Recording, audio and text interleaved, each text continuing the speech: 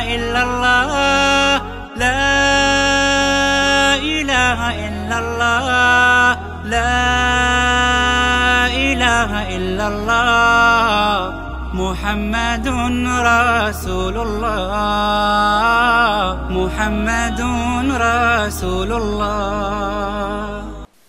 إن الحمد لله نحمده ونستعينه ونستغفره ونعوذ بالله من شرور أنفسنا وسيئات أعمالنا من يهده الله فلا مضل له ومن يضلل فلا هادي له وأشهد أن لا إله إلا الله وحده لا شريك له وأشهد أن محمدًا عبده ورسوله.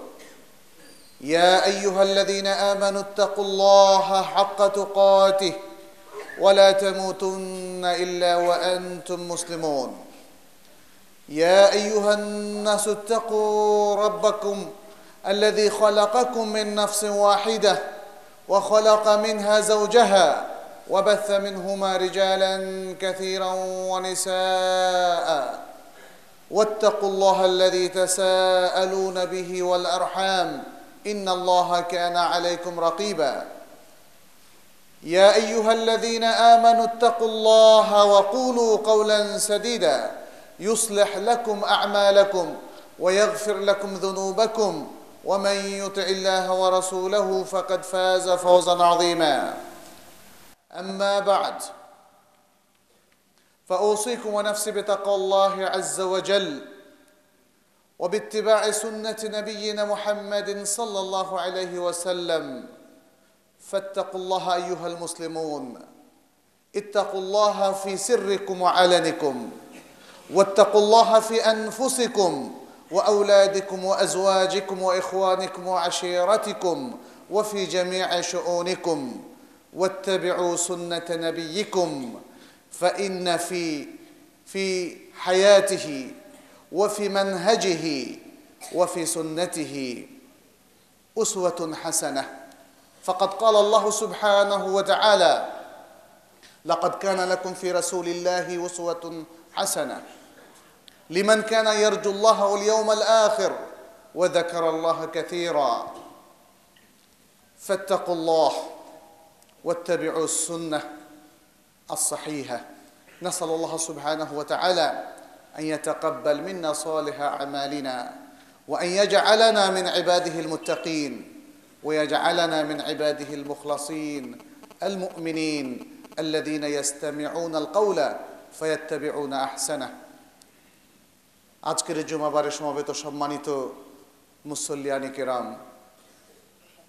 আল্লাহ রাব্বুল আলামিনের শুকরিয়া আদায় করছি যিনি আমাদেরকে মানুষ হিসাবে তার এই ধরা পৃষ্ঠে পাঠিয়েছেন, আমাদেরকে সুস্থ দেহ সম্পন্ন মানুষ করেছেন, আর জীবনের পথ চলার জন্যে তিনি আমাদেরকে ইসলামের মতো একটি মহান জীবন বিধান দান করেছেন, দিয়েছেন আল কোরআন এবং আস সুন্নাহর মতো কালজয়ী কালোত্তীর্ণ ওয়াহি কিয়ামত পর্যন্ত, যা সমস্ত মানুষকে সঠিক পথ দেখাবে, সঠিক দিশা দেখাবে এবং মানুষের সুন্দর জীবন যাপন করার জন্যে আর পরকালীন নাজাত লাভের জন্যে তার হেদায়েতের একটা দিক ও নির্দেশিকা হবে। আল্লাহর কাছে দোয়া করছি তিনি যেন এই নিয়ামতের মূল্য বোঝার তৌফিক আমাদেরকে দান করেন। তিনি যেন আল কোরআন এবং আস সুন্নাহ জীবনের সর্বক্ষেত্রে মেনে চলার তৌফিক আমাদেরকে দান করেন। সম্মানিত উপস্থিতি, আমরা রবিউল আউয়াল মাসে অবস্থান করছি। এ প্রসঙ্গে আপনাদের কাছে হয়তো ইতিমধ্যে আরো অনেক বক্তব্য উপস্থাপন হয়েছে। আমি কয়েকটি বিষয় আপনাদের সামনে আলোচনায় পেশ করতে চাই। প্রথমত, সূরা আহজাবের যে আয়াতটি আপনাদের সামনে পেশ করেছি, লাকাদ কানা লাকুম ফি রাসূলিল্লাহি উসওয়াতুন হাসানাহ, রাসূলুল্লাহর মধ্যে তোমাদের জন্য রয়েছে উত্তম আদর্শ। রাসূলুল্লাহ সাল্লাল্লাহু আলাইহি সাল্লাম কে আল্লাহ তাআলা পাঠিয়েছেন সমস্ত বনি আদমের সর্দার করে, শেষ নবী করে এবং পরিপূর্ণ একটা জীবন বিধান দিয়ে যাতে মানুষ তাকে ভালোবাসে, তার প্রতি ঈমান আনে এবং তাকে অনুসরণ করে। মূলত যে তাকওয়ার কথা আমরা বলছি, তাকওয়ার ওয়াসিয়াহ নিজেকে আপনাদেরকে আমরা করছি, সেটা মূলত ইত্তিবায়ে রাসূল সাল্লাল্লাহু আলাইহি সাল্লামের মূল কথা। কোনো তাকওয়া হতে পারে না যদি রাসূল সাল্লাল্লাহু আলাইহি সাল্লামকে এবং তার সুন্নাহকে অনুসরণ করা না হয়। আজকের এই মাসটিকে ঘিরে মুসলিম উম্মার মধ্যে একটা রব, একটা আনন্দ চেতনা লক্ষ্য করা যাচ্ছে। এটার কারণটা কি? বিশ্লেষণ করলে দেখা যাবে যে আমরা ইসলামটাকে জীবনের সর্বসময়ের জন্য বোধ হয় আর নির্দিষ্ট করছি না। আমরা একটা মাসের মধ্যে, দিবসের মধ্যে দিনকে সীমাবদ্ধ করে ফেলছি। অন্য কথায় বলতে গেলে আমরা এখন ধীরে ধীরে হয়ে যাচ্ছি মৌসুমি মুসলিম। মৌসুমি মুসলিম। ফলে মাস আসলে চেতনা আসে, মাস চলে গেলে আবার ভুলে যাই। এটা একটা ভুল চর্চা। সম্মানিত ভাইয়েরা, বোনেরা, এটা একটা ভুল চর্চা। ইসলাম আল্লাহ তাআলা দিয়েছেন সব সময়ের জন্যে। কোরআন তিনি দিয়েছেন সব সময় মানার জন্যে, পড়ার জন্যে, বোঝার জন্যে, আমল করার জন্যে। এবং সুন্নাহ, আস-সুন্নাহ নাবাবিয়্যা শরীফা, রাসূল সাল্লাল্লাহু আলাইহি সাল্লাম থেকে যা আমরা প্রাপ্ত হয়েছি, সেটিও জীবনের সর্বক্ষেত্রে, সর্বস্থানে, সর্বসময়ে অনুসরণ করার জন্যে, বাস্তবায়ন করার জন্যে এবং সে অনুযায়ী জীবন গঠন করার জন্যে, জীবন সমাজ পরিচালনা করার জন্যে। দিবসের মধ্যে অথবা মাসের মধ্যে একে সীমাবদ্ধ করা, এটা ইসলামী কোনো পদ্ধতি নয়। একটা প্রশ্ন হয়তো অনেকেই করেন যে আমরা একটা দিবস কিংবা মাসকে ঘিরে উম্মাকে সজাগ করছি, সচেতন করছি, এতে খারাপ কি আর থাকতে পারে? এই প্রশ্নটা অথবা এই দৃষ্টিভঙ্গিটা অনেকে তুলে ধরেন। কিন্তু এই দৃষ্টিভঙ্গি পোষণ করার সাথে সাথে এর যে কনসিকুয়েন্স, এর যে একটা খারাপ পরিণতি এর পেছনে লুক্কায়িত রয়েছে, সেটা আমরা খেয়াল করছি না। একজন মুসলিম কখনো কি আল্লাহ স্মরণ থেকে বিরত থাকতে পারে? একজন মুসলিম কখনো কি রাসূলুল্লাহ সাল্লাল্লাহু আলাইহি সাল্লামের অনুসরণ থেকে নিজেকে বিচ্ছিন্ন করতে পারে? পারে না। আমাদের জন্য তো প্রোগ্রামগুলো সেভাবেই সেট করা হয়েছে, ইসলামের প্রোগ্রামগুলো সেভাবেই সেট করা হয়েছে। 5 ওয়াক্ত সালাহ, আপনি ঘুম থেকে উঠেই প্রথমে আল্লাহকে স্মরণ করবেন। সালাতের মেইন অবজেক্টিভের মধ্যে একটা হচ্ছে আল্লাহকে স্মরণ করা। ওয়া আকিমিস সালাতা লিযিকরি, আল কোরআনে স্পষ্ট করে আল্লাহ তাআলা বলে দিয়েছে। আপনি যখন কাজের মধ্যে থাকবেন, সেই জোহরের সালাহ আপনি পালন করবেন। ভুলে যাবেন না আপনার প্রভুর কথা, ভুলে যাবেন না যে মহান সত্তা আপনাকে সৃষ্টি করেছেন, আপনার জন্য সৃষ্টি করেছেন অপার সুযোগ, রিজিকের নানা উপকরণ আপনাকে দিয়েছেন, যা থেকে কিছু আপনি অর্জন করছেন, আহরণ করছেন, কনজিউম করছেন। আপনি ভুলে যাবেন না সে মহান সত্তাকে। এমনকি যে নিয়ামত আপনি ভোগ করছেন, সেই নিয়ামতের মধ্যে থেকে ওই জন্যই জোহরের সালাত আপনি পড়বেন। আর আসর যখন কাজ থেকে আপনি বিশ্রাম নিয়ে বাসায় ফিরবেন, তখনও আপনার প্রভুকে আপনি ভুলবেন না। কারণ মানুষ তখন ভাবতে পারে আমি কর্মক্লান্ত, আই নিড রেস্ট, অতএব এসে ঘুমিয়ে পড়ে অনেক। আসরের সালাতে আপনি আল্লাহর বান্দা হিসাবে তাকে স্মরণ করবেন। তারপরে যদি বিশ্রাম নেন অথবা না নেন সেটা আপনার ভিন্ন ব্যাপার।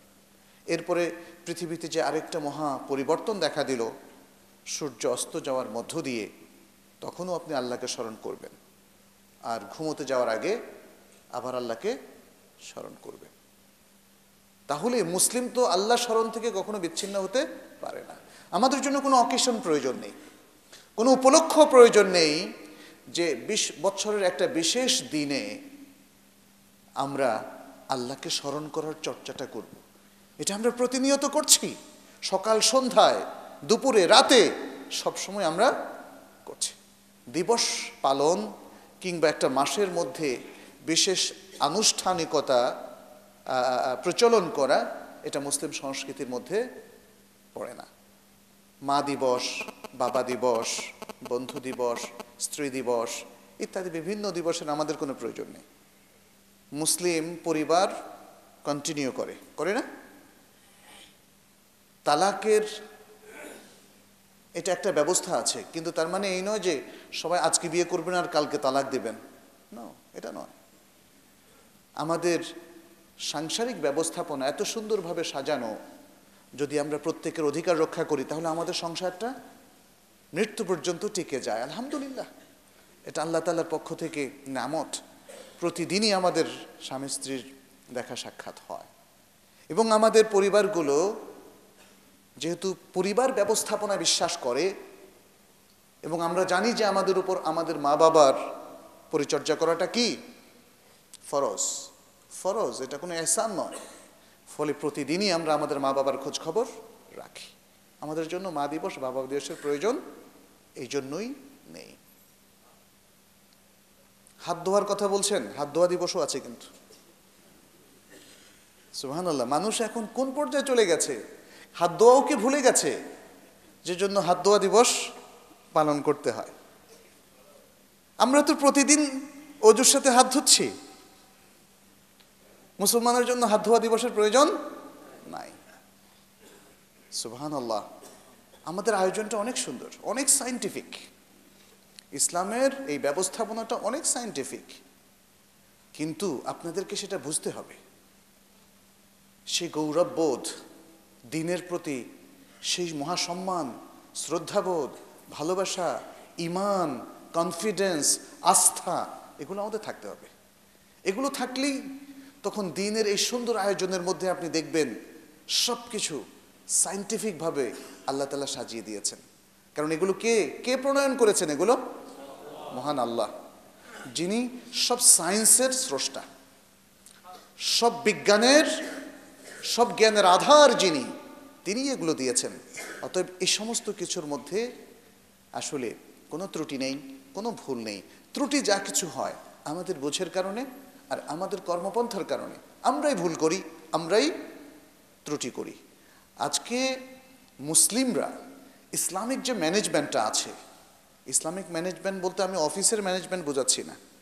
ইসলামের যে আয়োজনটা আছে আমাদের জীবনকে ঘিরে, আমাদের আকীদার সেটআপ নিয়ে, আমাদের চিন্তা চেতনার সেটআপ নিয়ে, কিংবা আমাদের ইবাদতের বিষয়গুলো নিয়ে, অথবা আমাদের মুআমালাত, পারস্পরিক যে ট্রানজ্যাকশন, সম্পর্ক, মানুষের সাথে মানুষের যে ব্যবহারিক জীবন, এসব কিছু নিয়ে ইসলামের যে সুন্দর ব্যবস্থাপনা আছে, ওটাই হচ্ছে ইসলামিক কালচার। ওটাই হচ্ছে ইসলামিক কালচার, এটা মনে রাখতে হবে। এই ইসলামিক কালচারকে যেন আঁকড়ে ধরে থাকি, এটাই হচ্ছে ইত্তেবা সুন্নাহ, এটাই হলো সুন্নাহর অনুসরণ। মনে রাখবেন, সুন্নাহ এবং কোরআন এ দুটো বাদ দিলে ইসলামের আর কোনো কালচার থাকে না, বরং ইসলামই থাকে না। তাহলে ইসলামের এই যে সুন্দর আয়োজনের কথা বললাম, এটাই হলো মূলত রাসূলুল্লাহ সাল্লাল্লাহু আলাইহি সাল্লামের অনুসরণ, এটাই হলো মূলত রাসূল সাল্লাল্লাহু আলাইহি সাল্লামের সুন্নাহর অনুসরণ। রাসূল সাল্লাল্লাহু আলাইহি সাল্লাম পুরো জীবনভর উম্মাহকে এই শিক্ষা দিয়েছেন যাতে তার সময়ের লোকেরা, যারা সাহাবায়ে কেরাম ছিলেন রিদওয়ানুল্লাহি আলাইহিম আজমাইন, এবং তার পরবর্তীতে যারা আসবে, কিয়ামত পর্যন্ত আসতেই থাকবে, তারা প্রত্যেকে ইসলামিক কালচারের উপর থাকে, ইত্তেবা সুন্নাহর উপরে থাকে, তাকওয়ার উপরে থাকে। রাসূল সাল্লাল্লাহু আলাইহি সাল্লাম এই জিনিসটা নিশ্চিত করার জন্য আমাদেরকে শিখিয়েছেন যেন অন্য সংস্কৃতির ব্যাপারে আমরা সতর্ক থাকি। অন্য সংস্কৃতি যা আমাদেরকে শিরক শেখায়, যা আমাদেরকে বেদাত শেখায়, যা আমাদেরকে পাপ শেখায়, তা থেকে বিরত থাকার জন্য নানাভাবে কোরআন আমাদেরকে দিক নির্দেশনা দিয়েছে, রাসূলুল্লাহ সাল্লাল্লাহু আলাইহি সাল্লাম আমাদেরকে দিক নির্দেশনা দিয়েছেন। সিম্পলি যে কোনো ইবাদতের ক্ষেত্রে আপনি যদি চিন্তা করেন তাহলে জিনিসটা আপনাদের সামনে ক্লিয়ার হবে।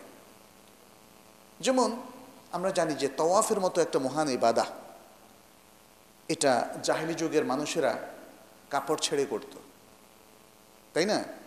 যখন তাদের কাপড় পাওয়া না যেত, নির্দিষ্ট অর্থাৎ হালাল কাপড় অথবা যে কোনো তাদের একটা ক্রাইটেরিয়া ছিল, তখন তারা কাপড় ছেড়েও করত, কাপড় পরেও করত, কাপড় ছেড়েও করত। কিন্তু মুসলিমের জন্য এটা পারমিটেড না। কেন? এখানে অনেকগুলো ভায়োলেশন আছে। অতএব অমুসলিমদের কালচার এখানে ঢুকবে না। আমাদের পোশাকের কালচারও আছে, তাই না? নারীদেরকে বলা হয়েছে কমপ্লিট হিজাবের মধ্যে থাকার জন্য। পুরুষরাও পর্দার মধ্যে থাকবে, তবে ঠিক নারীদের হিজাবের যে ড্রেস কোড, এটা পুরুষের জন্য না, এটা হচ্ছে Islamic culture. Lower your gauge, আপনার দৃষ্টিকে আপনি অবনত রাখবেন, এটা আমাদের কালচার। আমাদের মেয়েরা অশ্লীলভাবে চলবে না, অশ্লীল পোশাক পরবে না, এটা আমাদের কালচার। এটাই হচ্ছে সুন্নাহ, এটাই হলো সুন্নাহ। এইভাবে আমরা দেখতে পাচ্ছি রাসূল সাল্লাল্লাহু আলাইহি ওয়াসাল্লাম অত্যন্ত সতর্কতার সাথে এই উম্মার প্রত্যেকটা লোককে একটা তারবিয়ত দিয়েছেন যে ইসলামিক কালচারের মধ্যেই থাকবে, কোরআন সুন্নাহ অনুসরণের মধ্যেই থাকবে, এবং এর বিরোধী যে কোনো কালচার তারা পরিহার করবে। হজের মধ্যে আমরা দেখেছি জাহেলি যুগেও মানুষ হজ করতো না, কিন্তু সেই সময়ে অনেকগুলো বিধান ছিল, রাসূল সাল্লাল্লাহু আলাইহি ওয়াসাল্লাম খুব কেয়ারফুলি এগুলো পরিবর্তন করে দিয়েছেন। যেমন তখনকার সময়ে আরাফা থেকে মানুষ সরাসরি মক্কায় চলে আসত, কিন্তু রাসূল সাল্লাল্লাহু আলাইহি ওয়াসাল্লাম তাদেরকে ফিরিয়ে দিলেন। এটা কোরআনের বক্তব্য, ফাইদা আফাদতুম মিন আরাফাত ফাদকুরুল্লাহ ইনদাল মাশআরিল হারাম, মুজদালিফার মাশআরুল হারামের কাছে আল্লাহকে স্মরণ করো। এটা কিন্তু জাস্ট মনে করবেন না যে এমনি এখান থেকে এটা সেট করে দিয়েছে, না, এর পেছনে অনেক উইজডম, অনেক চিন্তা ভাবনা, যে জাহিলিয়াতের যে বিধান, যে নিয়ম নীতি, তা থেকে উম্মাকে পৃথক করে দেওয়া হয়েছে, যাতে এই উম্মাহ জাহিলি সমাজকে, মুশরিক সমাজকে অনুসরণ না করে। এই এডুকেশনটা আমরা অনেকে নিতে পারিনি, এই শিক্ষাটা আমরা নিতে পারিনি বলে আমাদের জাতীয় শিক্ষার মধ্যে এই বিষয়গুলো আমরা ইনক্লুড করতে পারিনি। আজকে অবলীলায় আমাদের দেশের এই ইমানদাররাই কিন্তু অপসংস্কৃতির সবগুলোকে লালন করছেন, পালন করছেন, অনুসরণ করছেন। এটা দুঃখজনক। সুন্নাহর ইত্তেবা'র ওয়াজ করি আমরা, সুন্নাহর ইত্তেবা'টা কি এটা বুঝতে হবে। 5 ওয়াক্ত সালাত এসে মসজিদে পড়লেন আর আপনার সব সুন্নাহ পালন হয়ে গেল, বিষয়টা এটা নয়। কমপ্লিট ইসলামিক কালচার আপনি সুন্নাহ পালনের মাধ্যমে নিশ্চিত করতে হবে, আর এর বিরোধী অবস্থান থেকে আপনাকে উঠে আসতে হবে। আজকে যে দিবস পালন, মাস পালন আমরা দেখতে পাচ্ছি, এটা ইসলামিক কালচারের মধ্যে পড়ে না। রাসূল সাল্লাল্লাহু আলাইহি ওয়াসাল্লাম তিনি তো নিজেই বলেছেন, তাই না? সোমবারে তিনি জন্মগ্রহণ করেছেন, সোমবারে তার উপরে ওহী নাযিল হয়েছে, কিন্তু সোমবারকে কি তিনি পালন করেছেন? কোনো আনুষ্ঠানিকতা তিনি পালন করেছেন? আর 12ই রবিউল আউয়ালকে ঘিরে বিশ্বের বহু দেশে মুসলিম কমিউনিটিগুলোতে যা হচ্ছে, আমরা আশা করব যে মানুষ একটু একাডেমিক বিশ্লেষণ করবে, ইসলামের সহি আকীদার দৃষ্টিভঙ্গিতে এগুলোকে চিন্তা করবে। এটা আবেগের বিষয় নয়, মৌলিক একটা বিষয়, এটা আবেগের বিষয় নয়। আমরা যদি সিরার বইগুলো দেখি, আর রাহিকাল মাখতুম আপনাদের কাছে অত্যন্ত পরিচিত একটি গ্রন্থ, ওখানেই লেখক আল্লামা সফিউর রহমান মুবারকপুরী তিনি বলেছেন যে 12 রবিউল আউয়াল তারিখে রাসূল সাল্লাল্লাহু আলাইহি ওয়াসাল্লামের জন্ম নিয়ে এটা অল্প কয়েকজনের অভিমত মাত্র। তিনি 9 রবিউল আউয়ালের মতটিকে প্রাধান্য দিয়েছেন, এছাড়া আর অনেকগুলো মত আছে। আমরা আমাদের সমাজে দেখা যায় অনেকে জন্মদিন পালন করে, মৃত্যু দিবস পালন করে ইত্যাদি, কিন্তু মজার ব্যাপার হচ্ছে একটু খেয়াল করেন, আমরা এটা হারাম, এটা করা যাবে না, এটা বলার আগে আরেকটু বিশ্লেষণ করি। জন্মদিবস কিসের ভিত্তিতে পালন করছেন আপনি? হিজরি সাল, বাংলা সাল, ইংরেজি সাল, অথবা ইরানের সৌর সাল, সৌদি আরব বা মধ্যপ্রাচ্যের সৌর বৎসর হিসাবে? কোন হিসাবে আপনার জন্ম তারিখটা নির্ধারণ হলো? কোন হিসাবে, কোন সাল? এই বিষয়গুলো একটু ভাবার বিষয় আছে। আর আপনি যদি ধরলাম ইংরেজি সাল অনুযায়ী করেন, তাহলে হিজরি সাল অনুসারে আরেকটা করেন, আরেকটা সুযোগ তো আছে। এর মানে হচ্ছে আসলে এত কিছু ভাবিনি আমরা, এত কিছু ভাবিনি। আমরা শুধু ভেবেছি আরে উন্নত জাতির লোকেরা আমাদের দৃষ্টিতে, মানে পার্থিব পার্সপেক্টিভে তারা করছে, আমরা করব না কেন? যেটা আপনারা জানেন, ঈদে মিলাদুন্নবীর ইতিহাস, এটা মাওলানা আব্দুর রহিম সাহেব তার সুন্নত বেদাত গ্রন্থে উল্লেখ করেছেন। যখন ফাতিমিরা মিশরে শাসন করত, তখন তারা যখন দেখলো যে খ্রিস্টানরা ঈসা আলাইহিস সালামের জন্মদিনে তারা উৎসব করছে, বলছেন তাহলে আমাদেরও তো আরেকজন নবী আছেন, তিনিও তো পৃথিবীর জন্য মার্সি, রহমত, তাহলে সেটাকে কেন আমরা পালন করব না? এ হলো চিন্তা উৎপত্তি। এরপর হলো শুরু। এরপর একজন বাদশাহ একজন কবিকে 1000 দিনার দিলেন কিছু কবিতা লিখতে। কবিতা গাথা দিয়ে শুরু হলো ঈদে মিলাদুন্নবী অনুষ্ঠান।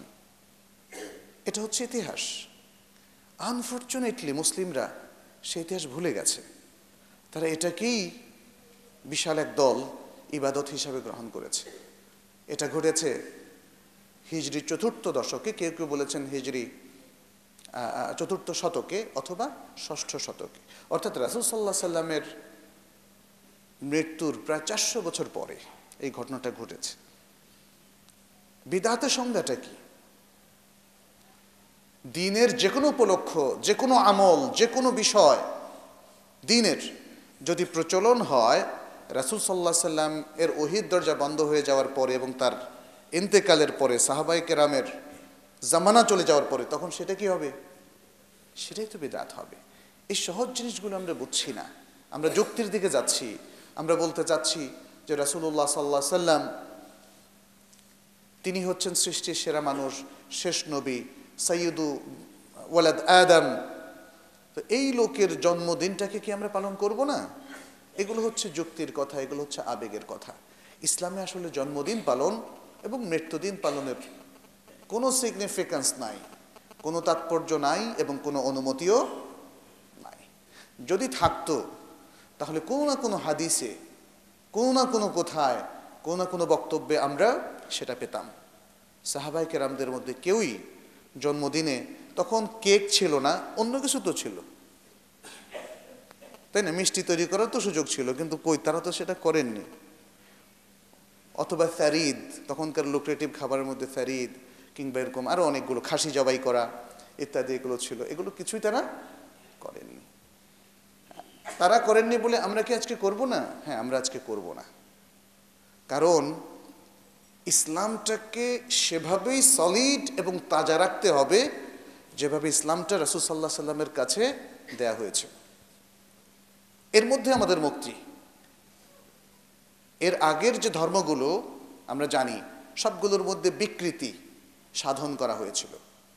ইউহাররিফুনাল কালিমা আম্মা মাওয়াদিহি, তারা ওহীর যে বক্তব্য, যে ভাষ্য, যে টেক্সট, সেটাকে তারা সরিয়ে দিয়েছিল। সরিয়ে তারা দ্বীনকে, আল্লাহর দেওয়া দ্বীন থেকে আলাদা দ্বীনে পরিণত করেছিল। ফলে আল্লাহ সেটাকে রহিত করে দিয়েছেন। কিন্তু এই ইসলামকে তো আল্লাহ রহিত করবেন না, করবেন? ইসলাম হচ্ছে কিয়ামত পর্যন্ত মানুষের জন্য অবধারিত, মানার জন্য একটা সার্বিক জীবন বিধান। ফলে এটা আর রহিত হবে না। অতএব মুসলিমদেরকে সতর্ক থাকতে হবে যেন এই ইসলামটা কমপ্লিটলি সেই ইসলামই থাকে যে ইসলাম রাসূলুল্লাহ সাল্লাল্লাহু আলাইহি সাল্লামের উপর নাজিল হয়েছিল। প্রিয় ভাইয়েরা, এটা খুব গুরুত্বপূর্ণ একটা দায়িত্ব। এটা আমানাহ আপনার আমার সবার উপরে, নারী পুরুষ সবার উপরে, মুসলিম উম্মাহ সবার উপরে। এটা একটা আমানাহ। আমরা দ্বীনের ব্যাপারে একটা কথা বলবো না দলিল ছাড়া। আমরা দ্বীনের ব্যাপারে একটা কাজ করব না দলিল ছাড়া। আমরা দ্বীনের ব্যাপারে কোনো চিন্তা চেতনা আকীদা পরিবর্তন করব না দলিল ছাড়া, আবার গ্রহণও করব না দলিল ছাড়া। এই শিক্ষাটা আজকে বড় প্রয়োজন। যে যেমন ইচ্ছা মনে করেন, এটা দ্বীন হতে পারে না। দ্বীন হচ্ছে মা কাল আল্লাহ ও মা কাল রাসূল সাল্লাল্লাহু আলাইহি ওয়াসাল্লাম। যা আল্লাহ বলেছেন, যা আল্লাহ রাসূল সাল্লাল্লাহু আলাইহি ওয়াসাল্লাম বলেছেন। অথবা করেছেন। এর বাইরে দ্বীনের ইসলামের আর কোনো অংশ নাই। ইন্না দ্বীন ইনদাল্লাহিল ইসলাম বলে আল্লাহ এটাই বুঝিয়েছেন। আল্লাহর কাছে দ্বীন হচ্ছে ইসলাম, আর সেই ইসলাম যে ইসলাম কোরআন এবং সুন্নাহ বেসড, কোরআন এবং সুন্নাহ নির্ভর। কোরআন এবং সুন্নাহর বাইরে আর কোনো কিছু এই দ্বীনের মধ্যে ইনক্লুড করার সুযোগ নাই। এর সাথে মনে রাখতে হবে দ্বীনের সমস্ত বিধিবিধানগুলো দুই প্রকার। একটা হচ্ছে আত-তাওয়াবিত, আত-তাওয়াবিত, আরেকটা হলো আল-মুতাগায়্যিরাত। আত-তাওয়াবিত হচ্ছে ফিক্সড, ফিক্সড দ্বীনের ইবাদতগুলো ফিক্সড, দ্বীনের ইমানের বিষয়গুলো ফিক্সড, গায়বী ইনফরমেশনগুলো ফিক্সড। জান্নাত জাহান্নাম সম্পর্কিত তথ্য, আল্লাহর কিতাব সম্পর্কিত তথ্য, আখিরাত সম্পর্কিত তথ্য, তাকদীর সম্পর্কিত তথ্য, নবী রাসূলদের সম্পর্কিত তথ্য, এগুলো ফিক্সড। এখানে আর কোনো হাত দেওয়া যাবে না, চেঞ্জ করা যাবে না কোনো কিছু, কোনো আকীদা। আল্লাহ তার সম্পর্কে যা বলেছেন আল কোরআনে অথবা মুহাম্মদ সাল্লাল্লাহু আলাইহি সাল্লাম আর সুন্নাহর মধ্যে আল্লাহ সম্পর্কে যে ধারণা দিয়েছেন এগুলো ফিক্সড। 5 ওয়াক্ত সালাত ফিক্সড, সিয়াম রমাদান মাসের সিয়াম ফিক্সড, বাইতুল্লাহর উমরাহ অথবা হজ ফিক্সড। কয়টা পদ্ধতিতে কিভাবে করব এগুলোর আরকান, ওয়াজিবাত, সুনান এসব কিছু ফিক্সড। এটাকে বলা হয় আত-তাওয়াবিত, অর্থাৎ ইসলামের এই মৌলিক জিনিসগুলো এমনভাবে ফিক্স এবং নির্ধারিত করে দেওয়া হয়েছে যে কিয়ামত পর্যন্ত এর কোনো বিধান পরিবর্তন হবে না। কেউ যদি বলে এরকম যে 5 ওয়াক্ত সালাত তো এখন কষ্টকর হয়ে যাচ্ছে, আমাদের ব্যস্ততা বেড়ে গিয়েছে, চাকরির ধরন পাল্টেছে, জীবনধারা পাল্টে গেছে, এখন আমরা 3 ওয়াক্ত পড়ি। এটা দেখা যাচ্ছে যে পাশ্চাত্যের কিছু লোকজন ভাইয়েরা আমার নিজেকেই জিজ্ঞেস করেছিলেন, বলছেন দেখেন আমরা একসাথে ঢুকি, ওখানে নামাজ পড়ার কোনো সুযোগ নাই, তো আমি কি করি 4 ওয়াক্ত একসাথে পড়ি, আর পরে ফজরটা তো পড়া যায় আলাদা। তো এটা আল্লাহ এই এক্সকিউজ আল্লাহ কবুল করবেন কিনা? আমি বললাম তো আল্লাহকে একটু জিজ্ঞেস করেন, কারণ এরকম কিছু কবুল হবে আমাদের কাছে সেই ইনফরমেশন নাই। চাকরির স্বার্থে দ্বীনকে আপনি পরিবর্তন করে ফেলবেন, দ্বীনের ফিক্স বিষয়গুলোকে, ইট ইজ নট পসিবল, এটা সম্ভব না। বরং দ্বীনের ফিক্সড বিষয়গুলোকে ঠিক রেখে জীবনের অন্য কর্মে আপনাকে জড়াতে হবে। দ্বীনের সব কিছু ঠিক রেখে আপনি জীবনের কাজে, জীবনকে বাঁচানোর জন্য, জীবন সংসার, জগৎ সংসার চালানোর জন্য আপনি কাজ করবেন। কিন্তু জগৎ সংসারের জন্য দ্বীনের ফিক্সড বিষয়গুলোকে কোনোটাকেই পরিবর্তন করার কোনো সুযোগ নাই। এটা একটা মূলনীতি, প্রিয় ভাইরা, মনে রাখতে হবে, এটা একটা মূলনীতি। অতএব আজকে মানে যে কোনো দ্বীনের ফিক্সড বিষয়, যেমন রাকাত সংখ্যা কমানো বাড়ানো যাবে না। আরেকটা ঘটনা আমার মনে আছে, হজে 2007 সালে সম্ভবত, সেবার কঙ্কর নিক্ষেপ করতে গিয়ে কিছু লোক আহত হলো বা মারা গেল। তখন একজন প্রাজ্ঞ ব্যক্তি, আমরা তখন মক্কা থেকে মদিনা যাচ্ছিলাম, বললেন আচ্ছা ইসলামে তো ইজতিহাদ আছে তাই না? আমি বললাম হ্যাঁ আছে। তো বলল যে তাহলে ইজতিহাদ করে কি এই কঙ্কর নিক্ষেপটা বন্ধ করে দেওয়া যায় না? কারণ এখানে তো অনেক লোক মারা যায়, আহত হয়, কষ্ট হয়। ইয়া সালাম,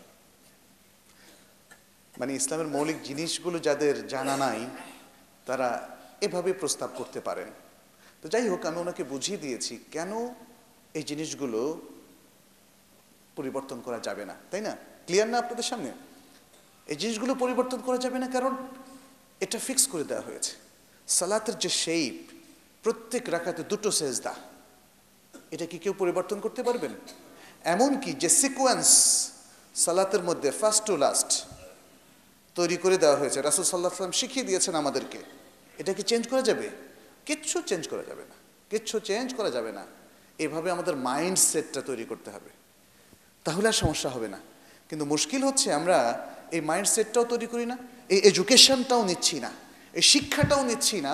ফলে দ্বীনের ব্যাপারে আমরা যার যেমন ইচ্ছা কথা বলে যাচ্ছি, পরিবর্তনের সুর তুলছি এবং বলছি এটা হবে না, ওইটা হবে না, বা এটা পরিবর্তন করা যাচ্ছে না কেন ইত্যাদি। এটা একটা বিষয়। দ্বিতীয় বিষয় আমরা বললাম কি, আল মুতাগায়্যিরাত। দ্বীনের মধ্যে কিছু জিনিস আছে নট ফিক্সড। আপনি কোন টাইমে ঘুমাবেন এটা কি ফিক্সড? কেউ যেমন ধরেন জোহর পরে একটু ঘুমালো, কেউ ঘুমালো আসরের পরে, তারা কি পাপী হবে? কেউ ঘুমালো রাত 10টায়, কেউ ঘুমালো রাত 11টায়, তারা কি পাপী হবে? হবে না। আপনারা আজকে এই মসজিদে যারা এসেছেন, কেউ এসছেন রিকশায়, কেউ এসছেন পায়ে হেঁটে, কেউ এসছেন বাসে, কেউ আসলেন কারে। তার মানে হলো এই তেলে আসার পদ্ধতিটা ফিক্সড না। আপনি কোন প্রফেশনে যাবেন, আপনি কি একজন শিক্ষক হবেন, নাকি একজন ইমাম হবেন, অথবা একজন ব্যবসায়ী হবেন, নাকি একজন প্রশাসনিক কর্মকর্তা হবেন, এটা কি ফিক্সড? এটাও ফিক্সড না। এগুলো তাহলে জীবনের অনেক কিছু। আপনি বিয়ে করতে চান, কোন বংশে বিয়ে করবেন, তাই না? মেয়েটা কি মানে কতটুকু লম্বা হবে, এগুলো কি ফিক্সড না। ঠিক মেয়েদের পক্ষ থেকে কোন ধরনের স্বামীর সাথে, সে কি ইঞ্জিনিয়ারকে বিয়ে করবে, নাকি ডাক্তার, নাকি একজন আলেম, এগুলোও ফিক্সড না। এই ধরনের জিনিসই বেশি।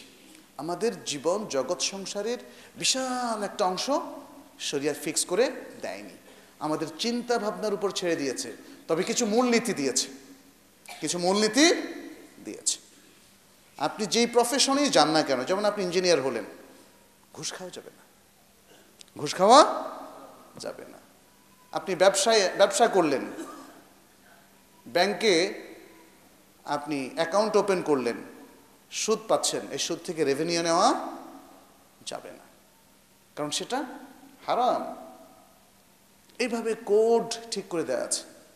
আপনি বিবাহ করেন, আপনি পড়াশোনা করেন, আপনি চাকরি করেন, আপনি যে কোনো কাজই করেন না কেন, এটার একটা কোড ঠিক করে দেওয়া আছে। এটা ফ্লেক্সিবল, এটা ফিক্সড না। অনেক রকম আপনি চুজ করতে পারেন, বাট একটা মূলনীতির আলোকে। মূলনীতিটা হলো কোনো হারামে সম্পৃক্ত হওয়া যাবে না, হালাল পন্থার মধ্যেই নিজেকে সীমাবদ্ধ রাখতে হবে।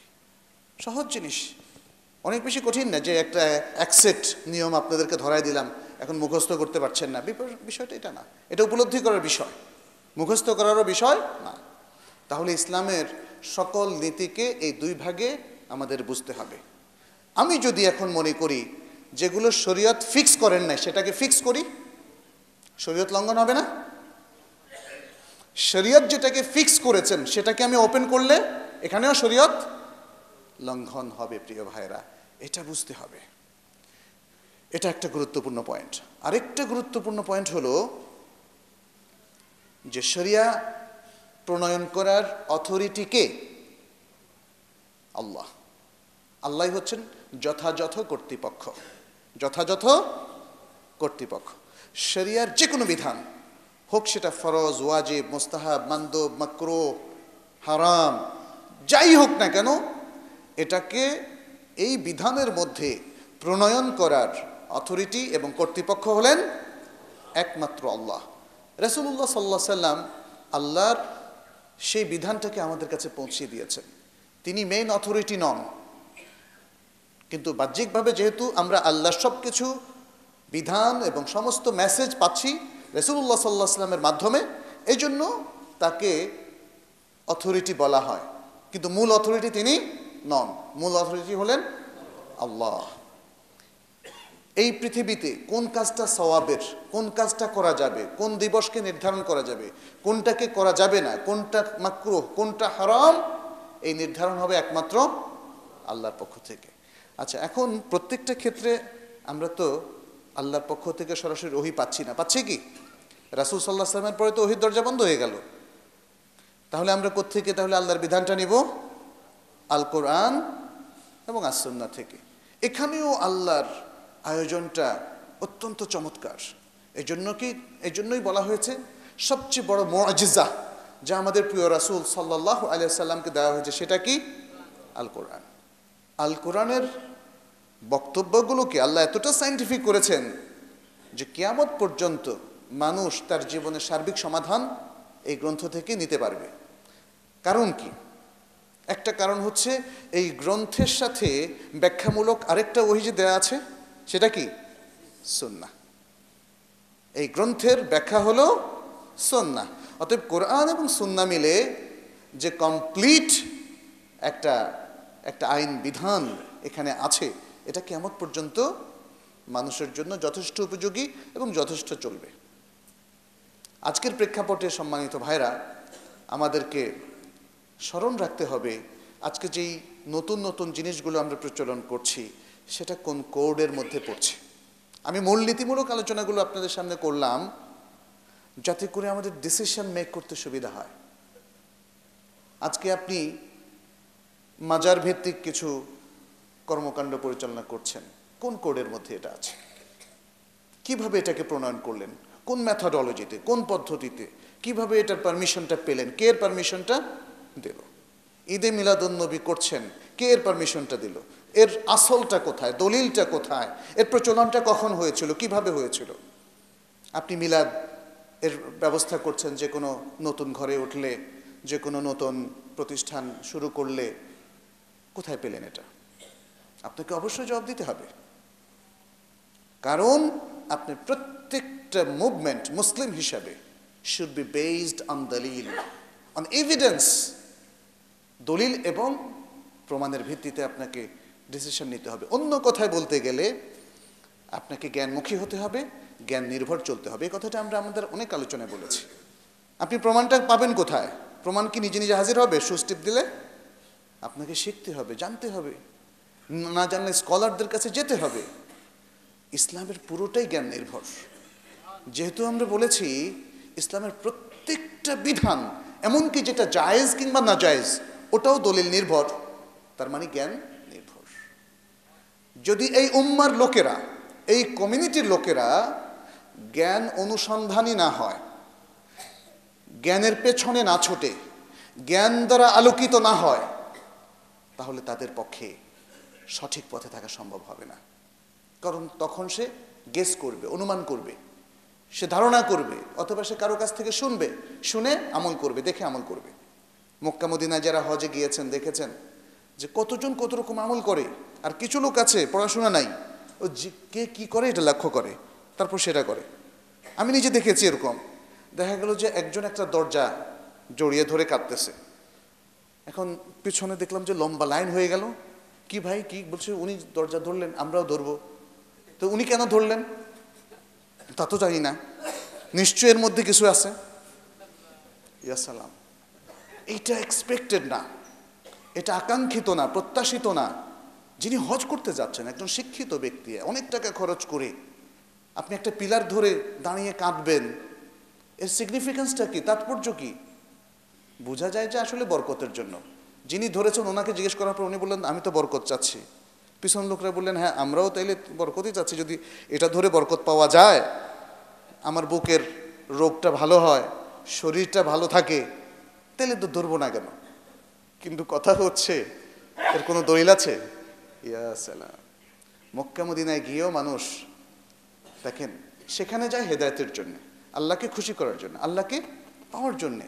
রাসূল সাল্লাল্লাহু আলাইহি সাল্লামের দেশে যায় মদিনায় তার সুন্নাহর একটা ইন্সপিরেশন আনার জন্য। সুন্নাহর ইন্সপিরেশন, একটা উৎসাহ, উদ্দীপনা, এই সেই মদিনা যেখানে থেকে রাসূল সাল্লাল্লাহু আলাইহি সাল্লাম মানুষকে দিক নির্দেশনা দিয়েছিলেন, মানুষকে গাইড করেছিলেন।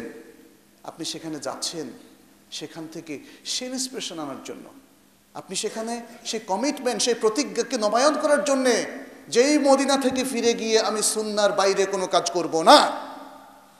কিন্তু আনফর্চুনেটলি জ্ঞান নির্ভর না হওয়ার কারণে, জ্ঞানমুখী না হওয়ার কারণে সেখানে গিয়ে খাকে শেফা খোঁজে। খাকে শেফা ফার্সি শব্দ, মানে আরোগ্য লাভের মাটি। ইয়া সালাম, আরোগ্য লাভের মাটি আছে নাকি আবার কিছু?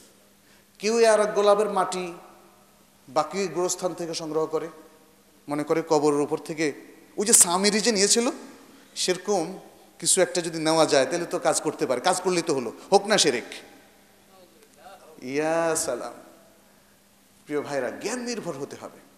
জ্ঞান নির্ভর না হলে আজকে এই সমাজ থেকে বেদাত এবং শিরককে দূর করা যাবে না। আর আমাদেরও সবাই মানে একটু একটু সতর্ক হতে হবে। চলুন আমরা সবাই এই প্ল্যানটা নেই। আমি ব্যক্তিগতভাবে প্ল্যান নেই যে আমি আসলে প্রয়োজনীয় জ্ঞানটুকু আমি অর্জন করব, সাথে সাথে আমার স্ত্রীকে, আমার সন্তানকে, আমার মা বাবাকে, অন্যদেরকে জ্ঞানমুখী করব। আর যে প্রতিষ্ঠানগুলো আছে আমাদের, মাদ্রাসা কিংবা স্কুল কলেজ, আমরা সেখানেও দিনই জ্ঞান যাতে সঠিকভাবে মানুষ শেখে সে ব্যবস্থা করতে পারে। কারণ বিশুদ্ধ জ্ঞান যা একজন ভালো মানুষ, গুড সিটিজেন তৈরি করে, ভালো মুসলিম তৈরি করে, কল্যাণময় ব্যক্তিত্ব তৈরি করে, এটার বিরোধিতা কেউ করবে না।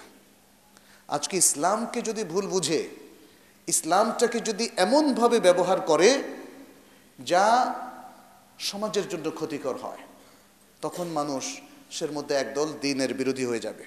ইসলামের সঠিক ধারণা যদি ইমপ্লিমেন্ট করা না যায়, তখন ভুল ধারণা মানুষের মধ্যে প্রতিষ্ঠিত হবে। আজকে ভালো আখলাকের মুসলিম যদি না পাওয়া যায়, সুন্দর ব্যবহার করছেন, মানুষের উপকারে এগিয়ে আসছেন, মানুষের কল্যাণে খরচ করছেন, এরকম লোক যদি আজকে না পাওয়া যায়, তাহলে তো মানুষ ভাববে যে ইসলাম এরকমই। কারণ ইসলাম হচ্ছে একটা মেথড অফ গাইডেন্স, একটা ইনস্ট্রাকশন। এই ইনস্ট্রাকশন মেনে চললে একটা প্রোডাক্ট তৈরি হয়। আমরা হচ্ছে ইসলামের প্রোডাক্ট। এখন আমরা যদি ভালো না হই, তখন মানুষ ভাববে ইসলামের প্রোডাক্ট ইজ নট গুড। একটা কারখানা থেকে যে প্রোডাক্টটা বের হয়, সাবান ধরেন, এই সাবানটা যদি ভালো না হয়, তাহলে বুঝতে হবে যে এখানে প্রবলেম আছে, এই কোম্পানির সাবান নেওয়া যাবে না। ইসলামও একটা কোম্পানি, এই কোম্পানির প্রোডাক্ট যদি ভালো না হয়, তখন মানুষ বলবে এই কোম্পানির প্রোডাক্ট, এদের সাথে ইন্টারাক্ট করা যাবে না। আমাদের উপর অনেক আমানত। সম্মানিত ভাইরা, আসুন আমরা সে আমানত রক্ষা করি। আমি বিস্তারিত সব কিছুর আলোচনা করলাম না, কিন্তু এটা হচ্ছে কি পয়েন্ট। যে পয়েন্টগুলো আজকে আপনাদের সাথে শেয়ার করলাম, এটা হলো কি পয়েন্ট। এই বিষয়গুলো আমাদেরকে বুঝতে হবে, জ্ঞান নির্ভর হতে হবে। আর জ্ঞানের সাথে অনেক সুন্দর এটিকেটস দিয়েছে ইসলাম। দেখেন, ইমানের মতো গুরুত্বপূর্ণ জিনিসের সাথে দিয়েছে কি মাহাব্বা। আল মাহাব্বা লিল্লাহ, আল মাহাব্বা লিরাসূলিল্লাহ, আল মাহাব্বা লিল কুরআন, আল মাহাব্বা লিসুন্নাহ আন-নাবাবিয়্যাহ, আল মাহাব্বা লিইবাদিল্লাহ। এই মাহাব্বাটা আমাদের ইমানের অংশ। শুধু একটা একাডেমিক নিরস ইমান বহন করতে আমাদেরকে বলা হয়নি, সেই ইমান বহন করতে বলা হয়েছে যেই ইমানের চারপাশে মাহাব্বা আর মাহাব্বা, ভালোবাসা আর মমতা, শ্রদ্ধা ইত্যাদি। আর এই জন্যেই রাসূল সাল্লাল্লাহু আলাইহি সাল্লাম ছিলেন মানবতার বন্ধু, ছিলেন সমস্ত মানুষের বন্ধু, নট অনলি মুসলিমস। যে কারণে অমুসলিমরাও তাকে পছন্দ করত, তার কাছে এসে ইসলাম গ্রহণ করত। এমন লোক, একে ভালো না বেশে পারা যায় না। আল্লাহ মহাব্বতের আধার, রাসূলুল্লাহ মহাব্বতের আধার। এই সত্তা থেকে মহান আল্লাহ অথবা এই মহান ব্যক্তি রাসূলুল্লাহ সাল্লাল্লাহু আলাইহি ওয়াসাল্লাম থেকে যে জ্ঞানটা আমরা নিচ্ছি, সেই জ্ঞানটাকে প্রলেপ দেওয়া আছে মাহাব্বা, ভালোবাসা এবং শ্রদ্ধার। আজকে যদি সত্যিকারভাবে কোরআন সুন্নাহ মোতাবেক আমরা নিজেদের সব কিছু গঠন করি, তাহলে আমাদের মধ্যে সে একই জিনিস থাকবে। আমরা আদর্শ স্বামী হতে পারবো, আদর্শ বাবা হতে পারবো, আমাদের মেয়েরা আদর্শ স্ত্রী হতে পারবে, আদর্শ মা হতে পারবে, আদর্শ কন্যা হতে পারবে, আমাদের সন্তানেরা আদর্শ সন্তান হতে পারবে, আমাদের ভাই বেরাদার প্রতিবেশীরাও আদর্শ প্রতিবেশী হতে পারবে। প্রিয় ভাইরা, পয়েন্ট কিন্তু একটাই, সেটা হচ্ছে জ্ঞান নির্ভর এবং এটিকেট নির্ভর, আদব নির্ভর। আসুন আমরা সেভাবে নিজেদেরকে গঠন করি এবং প্রতিজ্ঞাবদ্ধ হই আল্লাহর কাছে, যেন আল্লাহ এবং তোর রাসূল সাল্লাল্লাহু আলাইহি সাল্লামের পূর্ণ আনুগত্য করে জীবনকে সুন্দর করি, দুনিয়াকে সুন্দর করি এবং আখিরাতে নাজাতের ব্যবস্থা করি। আকুলু কাউলি হাদা ওয়া আস্তাগফিরুল্লাহ লি ওয়া লাকুম ওয়া লিসাইরিল মুসলিমিন ইন্নাহু হুয়াল গফুরুর রহিম। আলহামদুলিল্লাহ নাহমাদুহু ওয়া নুসাল্লি আলা রাসূলিহিল কারীম।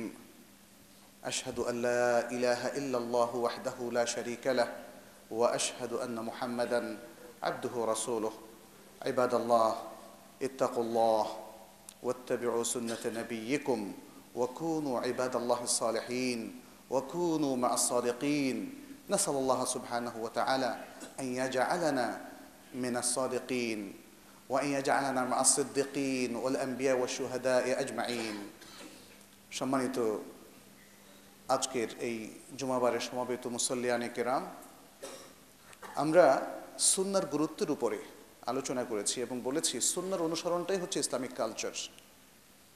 এবং এই ইসলামিক কালচার রাসূল সাল্লাল্লাহু আলাইহি সাল্লাম আমাদেরকে শিখিয়েছেন আরেকটা পয়েন্ট যোগ করে, সেটা হচ্ছে এই কালচার বিরোধী যত কিছু আছে সেগুলো থেকে নিজেদেরকে মুক্ত রাখা।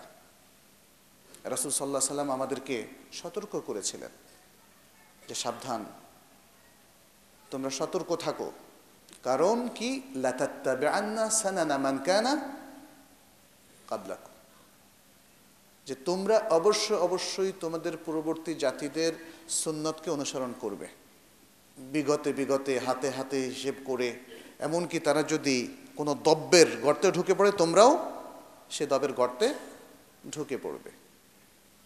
মানে আজকে তো সেটাই হচ্ছে, তাই না? পোশাক আশাক, চিন্তা চেতনা, সব কিছু, এমনকি কালচারাল ফাংশন, কনসার্ট, মানে কত কিছু, নাটক, সব কিছু দেখেন তাদের অনুসরণ চলছে। এবং সবচেয়ে ভয়াবহ হচ্ছে ইসলামিক ফ্যামিলিগুলোর মধ্যেও আমরা দেখতে পাচ্ছি আজকে সে কালচারটা ঢুকে পড়ছে আকাশ সংস্কৃতির মাধ্যমে, ইন্টারনেটের মাধ্যমে, এবং কিছু কিছু পর্বে যেগুলো মোটেই ইসলামিক কালচারের সাথে মেলে না, সে সমস্ত জায়গাগুলোতেও অনেক সময় দেখা যায় যে যাদেরকে দেখলে বাহ্যিকভাবে চেনা যায় ইসলামিক ফ্যামিলির লোক, তারাও সেগুলোতে অংশগ্রহণ করে, মুখে উল্কি আঁকে, তারপরে ইত্যাদি। হয়তো ক্রিকেটের মাঠে তাদেরকে দেখা যায়, পহেলা বৈশাখের অনুষ্ঠানেও তাদেরকে দেখা যায়। হ্যাঁ, এই বিষয়গুলো আমাদেরকে খুব সাবধানের সাথে, সতর্কতার সাথে মনে রাখতে হবে। একটা কথা বলে আমি শেষ করব, সেটি হচ্ছে সুন্নাহর অনুসরণের গুরুত্বের কথা আমরা বলছি, কিন্তু সুন্নাহকে জানবো কি করে, রাসূল সাল্লাল্লাহু আলাইহি সাল্লামকে রোল মডেল হিসেবে নেব কি করে? একজন ব্যক্তিকে রোল মডেল হিসেবে নিলে আমরা সবাই তাকে চিনি, তাই না? রাসূল সাল্লাল্লাহু আলাইহি সাল্লামকে নামে সবাই চিনে, মুসলিম অমুসলিম সবাই চিনে, কিন্তু এই চেনাটা কি এনাফ তাকে অনুসরণ করার জন্যে? এনাফ না। এমন কি আজকে আমাদের দিকে তাকালে বোঝা যাবে যে রাসূল সাল্লাল্লাহু আলাইহি সাল্লামকে আমরা চিনি বটে, মানি বলে ঘোষণাও দিচ্ছি, কিন্তু আমার দৈনন্দিন কর্মকাণ্ড হিসেব করলে, একটু যাচাই করলে দেখা যাবে যে আসলে আমি মানি না। এত ভায়োলেশন, তাহলে চিনলাম কোথায়? এরপরে যদি মাসালায় জিজ্ঞেস করি তাহলে দেখা যাচ্ছে আরো গোজামিল, কিছুই জানে না। তাহলে এই ব্যক্তি রোল মডেল, এ কথাটা মানলে যথেষ্ট নয়, তাকে চিনতে হবে, বুঝতে হবে, পড়তে হবে। এবং সেটার জন্য দুটো সাবজেক্ট আমাদের পড়তে হবে। একটা হলো আসিরা আন-নাবাউইয়া।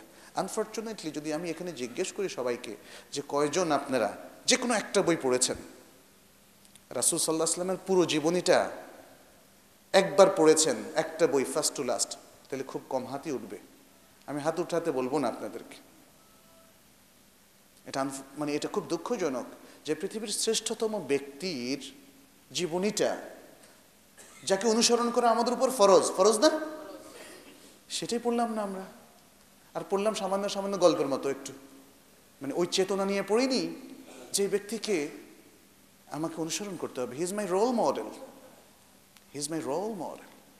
তাহলে সেই চেতনা নিয়ে কি আমরা পড়েছি? এটা একটা বিষয়। তাহলে এই কাজটা করতে হবে। আপনারা অন্তত আর রাহিক আল মাখতুমটা পড়ে নেন, আর রাহিক আল মাখতুম। দ্বিতীয় বিষয়টা হচ্ছে সিরা পড়তে গিয়ে আপনি দেখবেন যে সব কিছু ডিটেলস আসেনি। ওখানে দেখবেন যে নামাজ কিভাবে পড়তে হবে ওটা নাই। কিছু কিছু আলোচনা আছে যে রাসূল সাল্লাল্লাহু আলাইহি সাল্লাম নামাজ পড়েছিলেন, মেরাজের ঘটনাটাও আছে, কিন্তু সালাত 5 ওয়াক্ত কিভাবে পড়বেন সে ডেসক্রিপশনটা সিরার মধ্যে নাই। সিরার মধ্যে এটাও নাই, হয়তো এটা প্রাসঙ্গিকভাবে আসতে পারে তিনি 2-1 বার ওযু করেছিলেন, কিন্তু কিভাবে ওযু করেছিলেন, তাহারাত অর্জন করেছিলেন, গোসল তায়াম্মুম করেছিলেন, এগুলো সিরার মধ্যে নাই।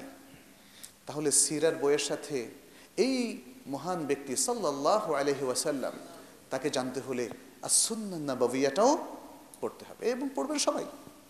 যদি প্রশ্ন করি, আমরা তো জানি যে সুন্নাহর উপরে অনেকগুলো সংকলন আছে, সহিহ বুখারী, সহিহ মুসলিম, আস-সুনান আল আরবা, মুসনাদ ইমাম আহমদ, এবং আরও অনেকগুলো মাসানিদ, সহিহ ইবনে খুজাইমা ইত্যাদি আরও অনেকগুলো বই আছে। যদি প্রশ্ন করি যে কোনো একটা বই ফার্স্ট টু লাস্ট কেউ কি পড়েছেন? ইয়া সালাম, অনেক আলেমেরও হাত উঠবে না, অনেক আলেমেরও হাত উঠবে না। এত কম গুরুত্ব দিচ্ছি কেন? গল্পের সিরিজ তো যদি বলি যে হুমায়ুন আহমেদের সব বই কে শেষ করেছেন, অনেক হাত উঠবে।